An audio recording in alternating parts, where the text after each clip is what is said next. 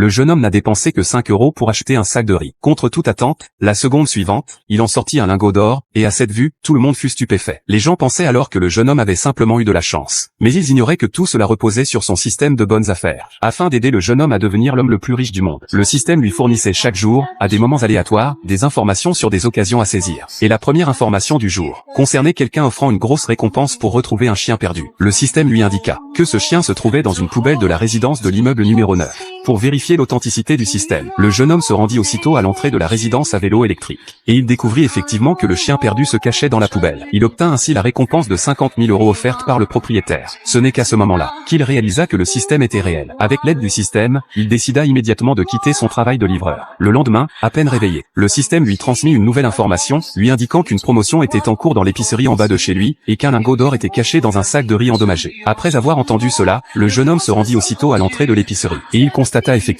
qu'une promotion, acheter du riz et recevoir un cadeau, était en cours. Il suivit donc les indications du système, et acheta ce sac de riz endommagé. C'est alors que se produisit la scène du début. Bien que ce lingot d'or ne vaille au maximum qu'une dizaine ou une vingtaine de milliers d'euros, cela suffisait largement pour le jeune homme. Cependant, alors qu'il s'apprêtait à rentrer chez lui, le système lui transmit une nouvelle information à saisir. Au stand de légumes numéro 66 du marché de l'Ouest, dans le tas de radis mis en vente, se trouvait mélangé un ginseng sauvage vieux de 100 ans, possédant une très grande valeur médicinale, et valant également énormément d'argent. Afin d'obtenir ce ginseng centenaire, le jeune homme se rendit immédiatement au stand de légumes numéro 66. D'un seul coup d'œil, il aperçut le ginseng sauvage caché dans le tas de radis. Il s'apprêtait à le prendre pour demander au vendeur de le peser, lorsque sa manipulatrice d'ex-petite amie et un riche héritier arrivèrent sur les lieux. En voyant le jeune homme, ils constatèrent qu'il était si pauvre qu'il ne pouvait s'acheter qu'un seul radis. Le riche héritier sortit aussitôt 100 € et acheta tous les radis. Voyant à quel point il était généreux, le vendeur accepta immédiatement. Cependant, sachant que le jeune homme voulait acheter des radis, le riche héritier sortit sans le savoir le ginseng sauvage, et proposa de le lui vendre pour 500 €. Il pensait que le jeune homme ne serait pas assez naïf pour accepter un tel marché, mais contre toute attente,